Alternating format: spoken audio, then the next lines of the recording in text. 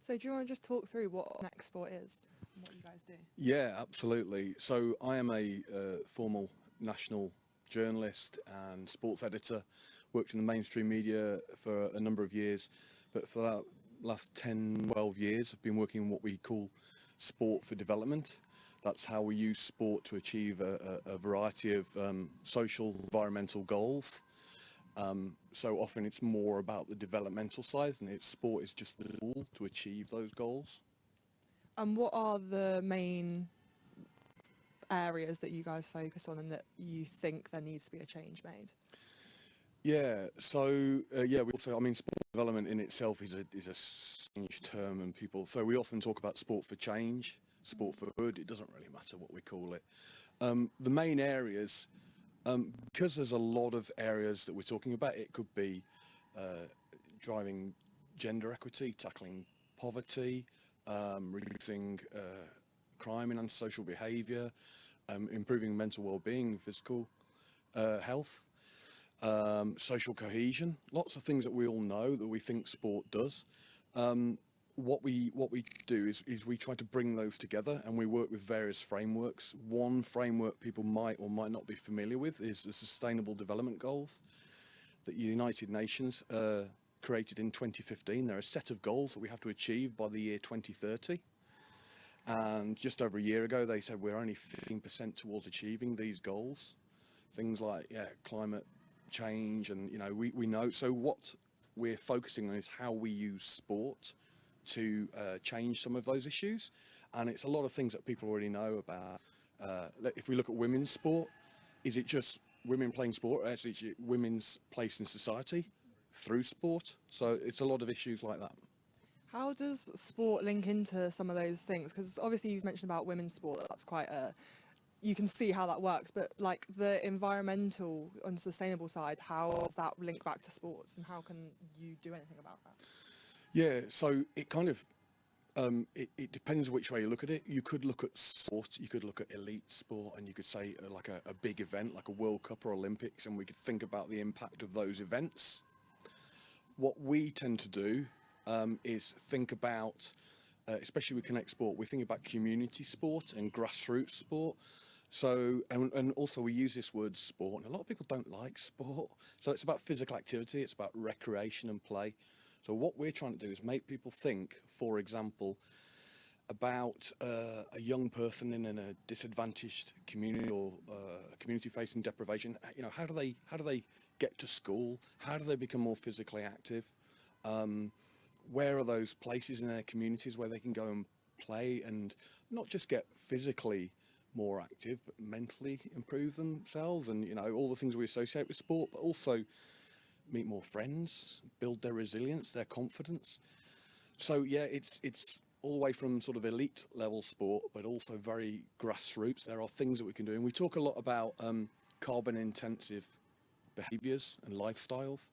And this isn't rocket science. It's about, like I said before, we should be cycling, we should be walking, and that's a long way from mainstream sport, isn't it? So it's a lot of things in between as well. Yep. How can that more grassroots level sport influence that elite sport though? Because at times there is that tendency to think that individuals doing something isn't really helping the bigger picture. If some of the bigger companies and bigger brands are still, like football teams flying to games in the same country and things like that, how can it actually help on that level? Yeah, my background is in journalism, and one of the things I was taught in classic journalism is, a journalist hasn't got all the answers. Mm-hmm. What we're trying to do is convey and communicate best practice, good evidence, and it's really important that we don't overclaim.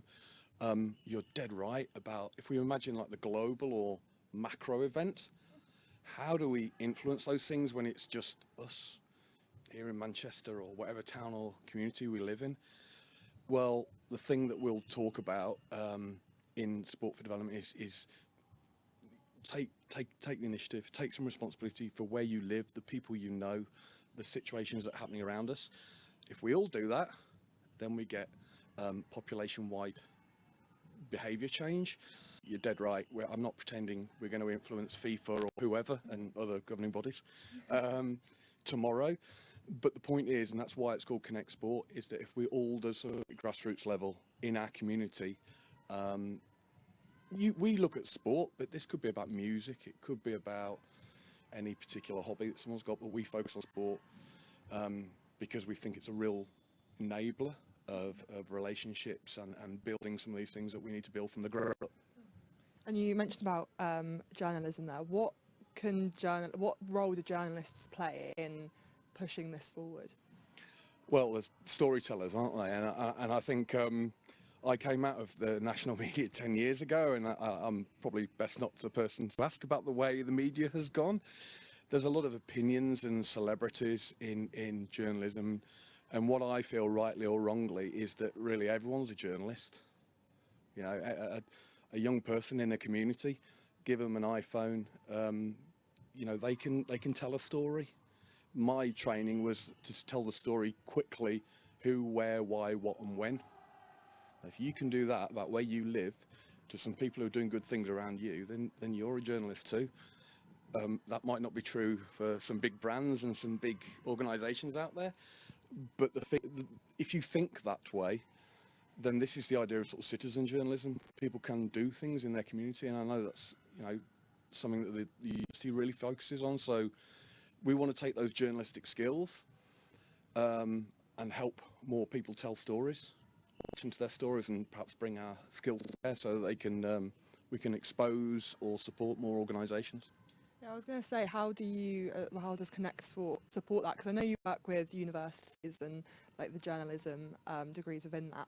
So how can you help sort of also introduce a wider range of journalists from different backgrounds and things like that as well? Yeah, that's a really good and important question. Thank you, Verity. So we work with universities because we know that there is a sort of a fixed place with a number of people who are focused on storytelling and the skills around that, so it's a good place to start. So we're working with 6 universities this academic year across the UK, and we will go and speak to the students at these universities, and we'll talk to them about sport for development, sport for change, whatever you want to call it, and they're already doing a lot of this. So all we're doing is trying to connect it and amplify it. Now, if we think about the organisations that are out there who we need to raise awareness of,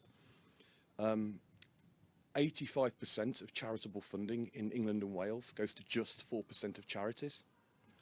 So we have a bit of a, and there's good reason for that. Many of them are excellent organisations that need funding and do great work, but we also believe there is a large number of charities that are out there, and not just charities, sorry, but organisations, community organisations that are doing great work. And we feel that working with students, we can connect them to these organisations, many of whom don't have resources or marketing and don't invest in it because they're trying to deliver on the funding they get. So we feel by working with the students, pairing them with issues and causes and organisations who are passionate about these things, then we can, that helps towards the students' academic achievements, but it also helps the charity. So it's a bit of a win-win, we think. Yep. Is there anything in particular at the moment that you think is sort of the most important to be focusing on for the people you're working with? Yeah, so I try not to think that one thing is more important than the other, or, you know, it's really important it's equitable, and simply because I don't know. I haven't got the lived experience of some of these people who are doing these projects, and I should never assume that. However, you're quite right, there are things that appear. So give you some examples. We did an interview last week, one of the students we're working with, and they spoke to a charity called Access Sport, and they are delivering training in community sport around neurodiversity. Okay. And they're delivering those across UK cities. And I mean, the joy of that for me as a sort of storyteller is that there's no one famous involved, so it's not going to make the back pages, I'm afraid.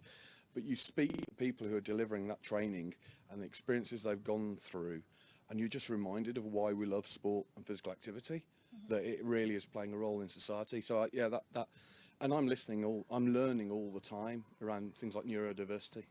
You know, every child is different. There's no one size fits, and poses a lot of questions, and a lot of it falls outside the way we have thought about things that have happened before, if that makes sense. So we're constantly evolving and coming with new things, and that creates vibrant, exciting, fresh journalism. Great. Well, thank you for joining us today. Thank you. Cheers.